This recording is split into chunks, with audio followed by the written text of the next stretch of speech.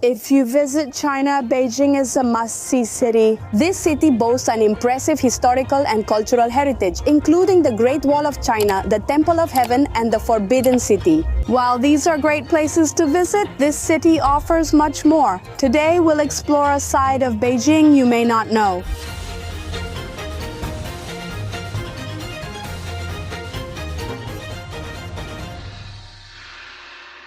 Good morning, and what a good morning it is, because today we're starting our tour right from the very beginning. And this right here is the Drum Tower of Beijing, which is one of the first buildings on the central axis. The central axis of Beijing runs through the center of key buildings like the Forbidden City. It's going to be an interesting day. I had never been here before. It's a hidden corner we're exploring today. It's not among the most visited places in Beijing. Look at everything around us. This view is something unique. Many people older than me, likely retired, are playing with this shuttlecock called Jianzi in Chinese. Look at these people, the skill they haven't dropped it even once since we started recording. No way, I have no talent for this. Oh my God, look at her. Did you see that? How does someone learn those things? Where do they get those skills? Hello, ma'am, what is this? Dragon flags. How did you learn to manage them? There's the teacher over there. Oh, you have a teacher. So, do you come here to learn? No, I just enjoy them. Hi, teacher, what is this? It's a ribbon. Do you come to practice every day? Yes, usually. Can you show me how to use it? Of course. Imagine a clock. There's the 10, there's the 6. You start from the 6, then you go from 5 to 10. Now I'm confused. From 6 to 5, then 10 to 2, you move back. I did it. So cool. This is as far as my talent goes. I think I'm going to give this to the lady so she can enjoy it. No, look at the lady. She's a real professional. She looks so graceful and everything. Oh, but look how well she does it. Thank you very much, teacher. I love doing this. Guess how old I am? How old are you? Guess. 50 years old? I'm 68 years old. 68 years old, almost 70? I was born in 58. Wow. Look, they've already started exercising here too, but we don't have time to learn what they're doing and interview everyone because we need to enter the drum tower. Wow, how beautiful. This is exactly what I was referring to. Here you have the central axis of Beijing. Here is the bell and drum tower, which is where we are. And this number 4 here is the Forbidden City, or rather the Imperial Palace. Now, I didn't know why these two towers are called the Drum Tower and the Bell Tower. I guess I should have imagined it, but it turns out it's because the Drum Tower has a drum inside and the Bell Tower has a bell inside. Of course, back then these two buildings were used to let people know what time it was in the city. It was the only way people could know. I'm still curious how the person who rang the bell knew the time. Oh my God, no way. Look at those stairs to get to the top of the drum tower. Well, say no more. That's what Max and I are training for. It's going to be amazing when we're up there. Look at this. I've climbed like 8 steps. We made it. Here are the drums they used to tell time. Oh, look, there's an exhibit here of the devices they used to measure time and to ring the bell and the drum at the necessary hours. I think the oldest device is this one here. It's called a clepsydra. It consists of several bronze vessels through which water flows down very, very precisely. Once the water reaches the base, a mechanism makes it sound. This instrument here, which I think is called Nao, another one of the most famous devices is this one here, which is the incense clock.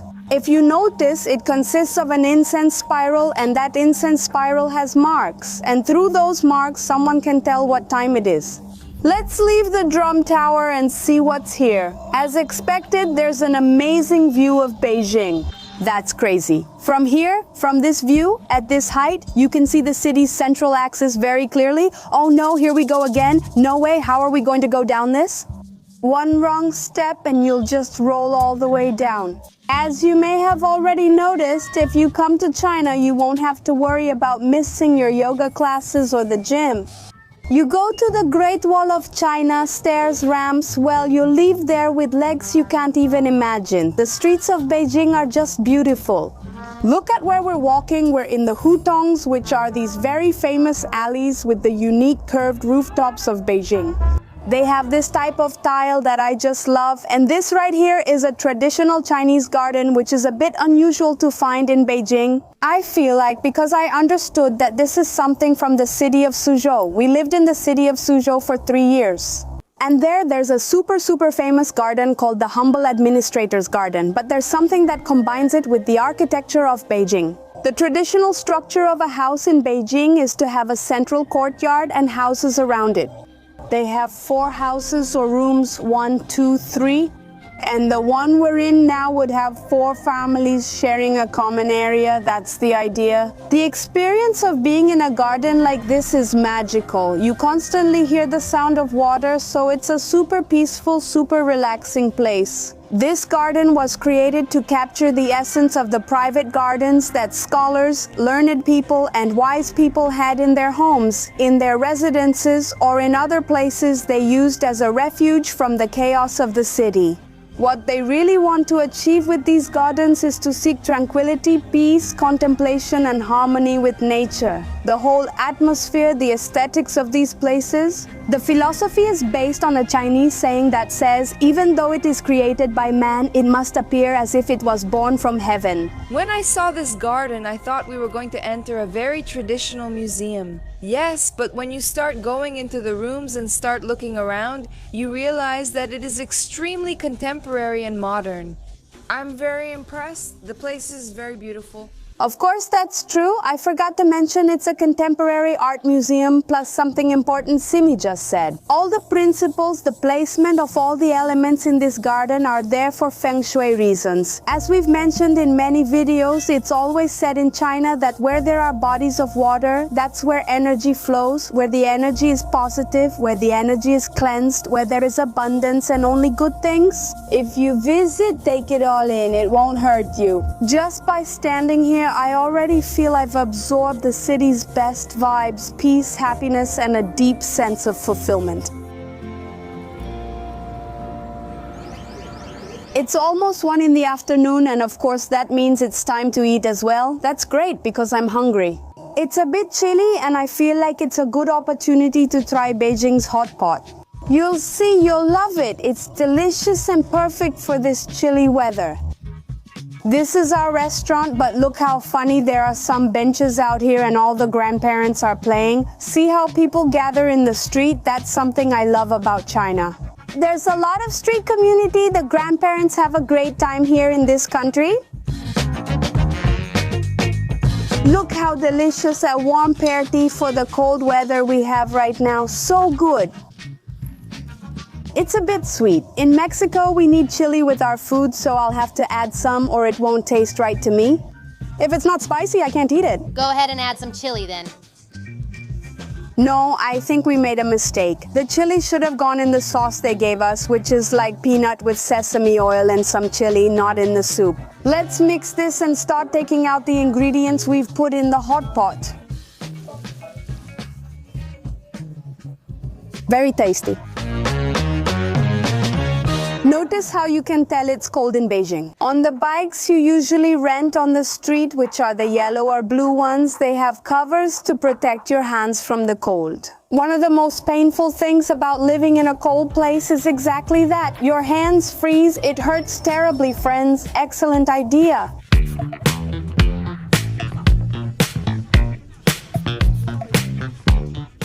We are now at Chaoyang Park, known as the Central Park of Beijing. It has a total area of 288 hectares, of which 68 are the Chaoyang Lake, which is what gives the park its name. Although Chaoyang Park is a beautiful place, perfect for taking walks or coming here to run, the reason why it has become so popular lately is because they opened Popland. Popland is the theme park of the Mart store, which owns Labubu in China. For those who don't know, Labubu is a collectible figure that has become incredibly popular in recent years.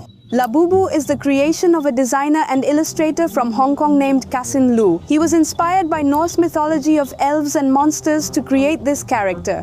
Labubu became well known after Blackpink's Lisa was spotted using a Labubu keychain on her luxury bag. People began asking, what's that doll that's both ugly and adorable? But it didn't stop there, because the brand had a super smart strategy, which was using the blind box format. That means that when you buy a box of Labubu, you don't know what color you're going to get, and in every Labubu series there's a figure that's extremely rare. And that makes people who want to collect them all keep buying and buying Labubu until they can have them all, including that rare figure. Which also caused people then, every time they got a Labubu of that color, to start selling them for extremely high prices. They bought them for $200, $300, and I've even heard of more extreme cases. On top of all this, people started doing Labubu unboxings on TikTok and all their social networks to see how many they had to open until they got the rarest one, what their collections were like. And well, with all these events adding up, I mean, you see Labubu everywhere now. This is just an intro to explain why this place went viral, and now we'll check it out. I'm here at the entrance of Popland Park, and right in front of us there's a fountain with all the characters you can find in Pop Mart. Because Labubu isn't the only Pop Mart collectible figure. I don't know how the other collections are doing, but I don't think they're as popular as Labubu. The first thing you have to do in this park is go to Labubu's passport office, which is this sort of muffin or pancake right here. It kind of gives me Charlie and the Chocolate Factory vibes. But anyway, the point is for you to fill that passport with stamps from all the stations you visit on this street. Here we already have the first mini shop or Labubu cart, and you can see it's definitely a sensation. It's no wonder it's the main character of this park. Here we have a Labubu makeover workshop. They do your hair, your makeup. Look at the little girl, how cute she is. Of course, here we have the snack shop, the little ice cream truck, which is also super cute. All these little shops are activities you can take part in. Of course, the collectible toy vending machines from Pop Mart couldn't be missing. You can already see the castle from here. What a cool place! Let's check inside. Spectacular. Of course, it had to be a store. Now this is what you mean when you say Labubu. There are several collections. These include little dresses. Wow, look at all they have. I mean, we would never finish seeing all the little figures they have. It looks like they also have collaborations with other brands or other cartoons. For example, here we have the Powerpuff Girls, we have the Care Bears. These ones here, for example, cost 59 yuan. These here cost 69, and we have them for 99. Here is a part of this store that says these are secret editions. Look, I guess this is a messy Labubu, but they don't just have this section. Look at everything they have here.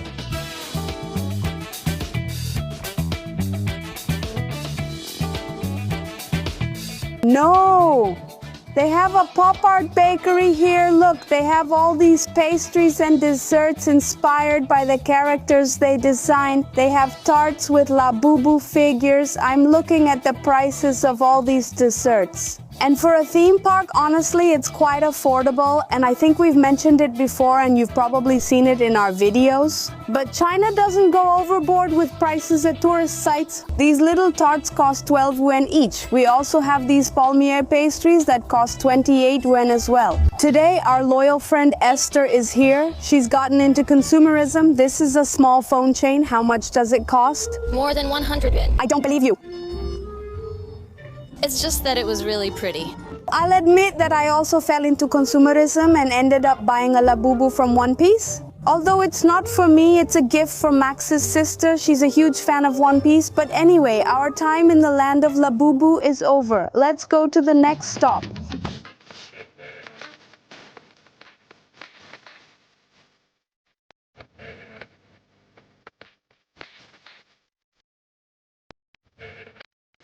Right now, we're in one of the most beautiful theaters I've ever seen in my life. We're about to do something we've never done before, and I don't know why. Which is coming to the Beijing Opera. How could we come to Beijing and not see the Beijing Opera? The center, which is right in front of the stage, is completely open and people sit around the sides where the columns are. There are tables and chairs. I don't know if they're going to bring us something to eat or drink, but I think it's going to be a very interesting experience to record. Beijing Opera is the most dominant and prestigious form of opera in China. It began in the mid-19th century during the Qin dynasty, formed by merging and refining local operas. And you might be wondering, what makes it so special? Well, Beijing opera combines several elements, including singing, recitation or dialogue, acting and mime, as well as acrobatics and fighting. This is very characteristic of China. As you know, China is a place where martial arts like Kung Fu are practiced. I'm reading here that the characters are classified into 4 specific types. Sheng is a male character. He can be a civilian, a warrior, an old man, or a young man. Dan is a female character. She can be a lady, virtuous, young, flirtatious, or a warrior. Jing, who have painted faces, that's their most striking feature, are warriors, bandits, statesmen, or gods. And Chao, the comic or jester character. In China, you'll notice Beijing opera facial makeup displayed nationwide. And it's something really distinctive, and it's not random. Actually, the colors they wear have a lot of symbolism. Red represents loyalty, bravery, and courage. Black stands for integrity, honesty, and strength. Blue or green, ferocity, toughness, arrogance, or instability. White, deception, treachery, malice, and gold or silver, mystery, gods, or supernatural beings.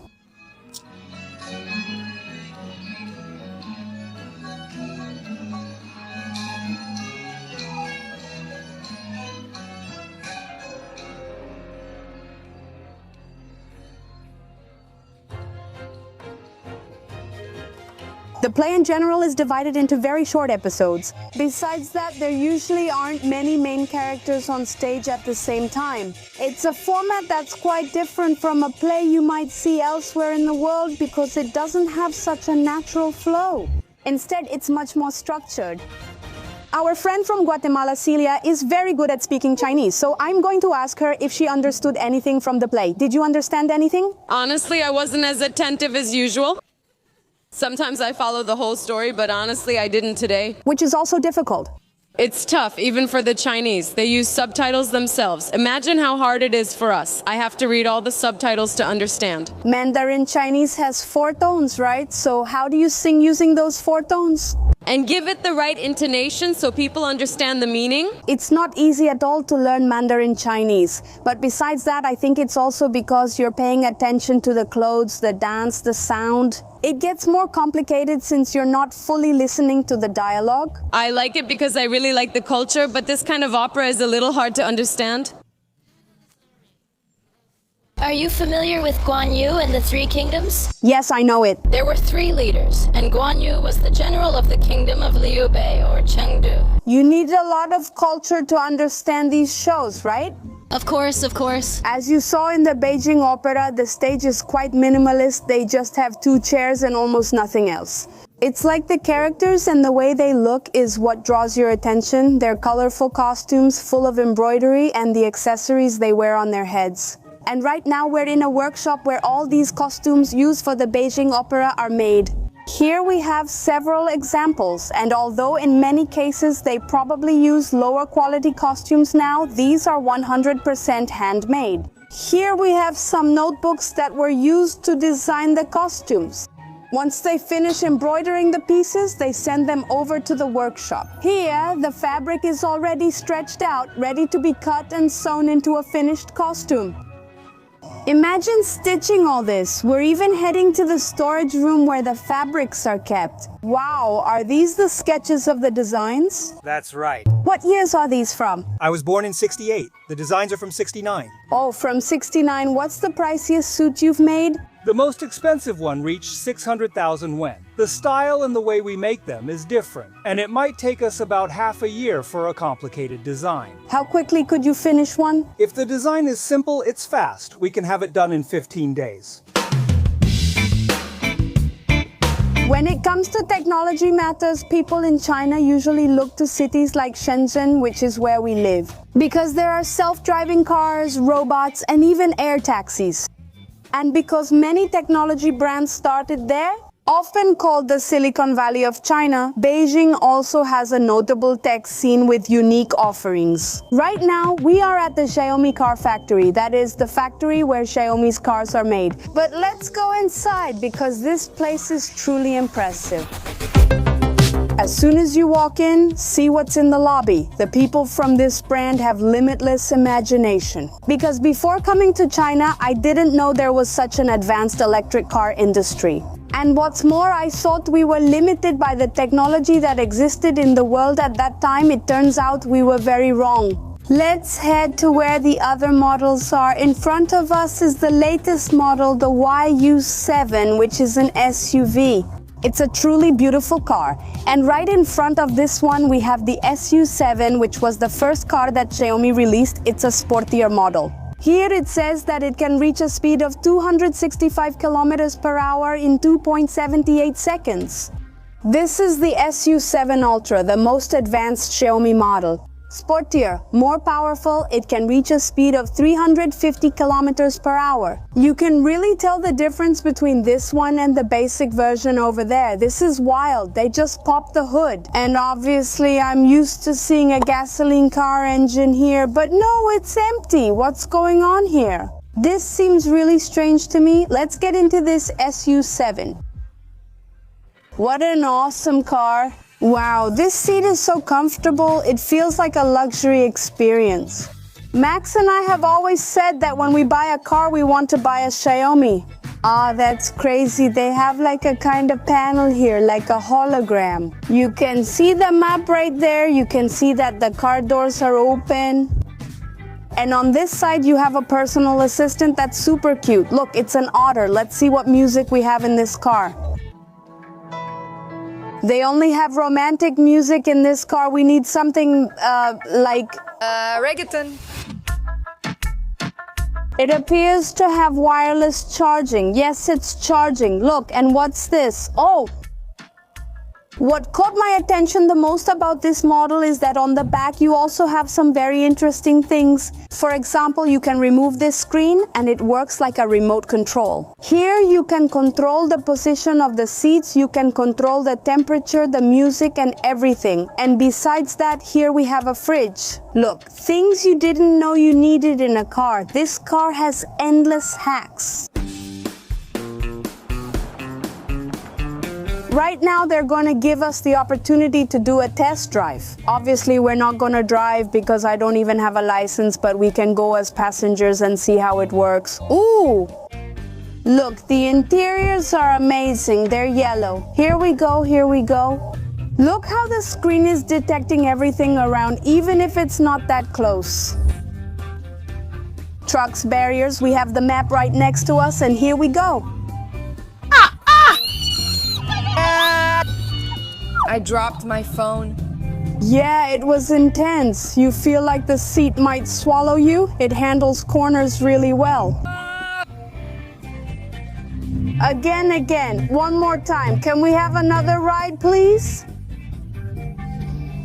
Ha ha ha.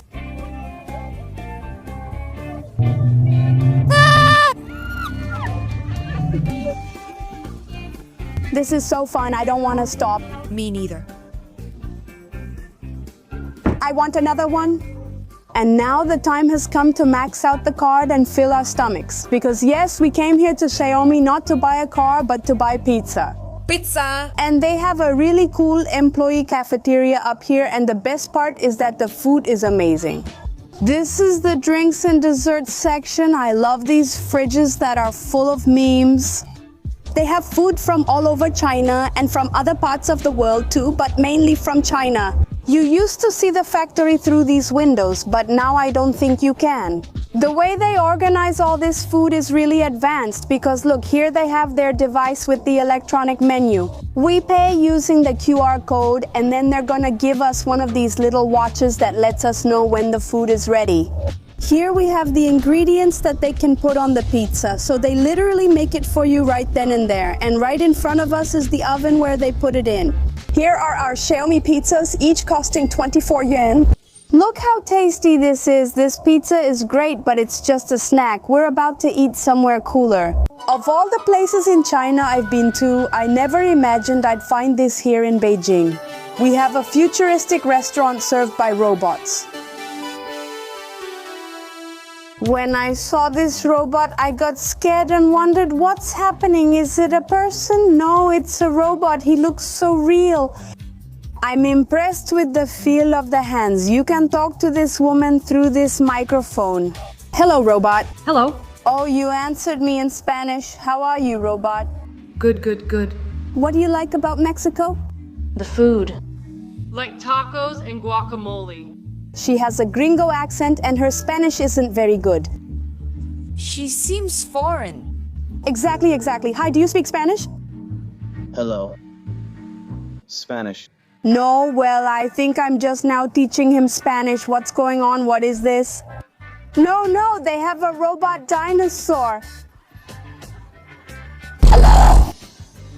I always wanted a miniature dinosaur. Look at it, how cute. It has a restaurant. And you know what? Now that I'm watching the way this dinosaur is moving, what it has inside is one of those robot dogs we've seen at tech fairs. But this is one of the applications I hadn't seen before. And the thing is, you can put a suit on it and turn it into whatever animal or creature you want.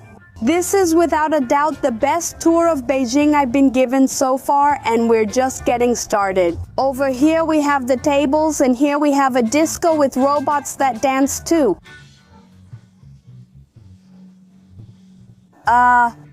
They play great songs. Hey, it's really cool that this restaurant has a huge variety of food. Since I love salmon, I chose both of my dishes with salmon. This one here is a salad, and my second dish is a salmon fillet with rice. He followed us, he's hungry. It's so funny how he walks. I loved it, I want one. No, he might ask you for food, I can't handle it. Too many emotions for just one day. I can't imagine what's going to happen in the future with these things we've created.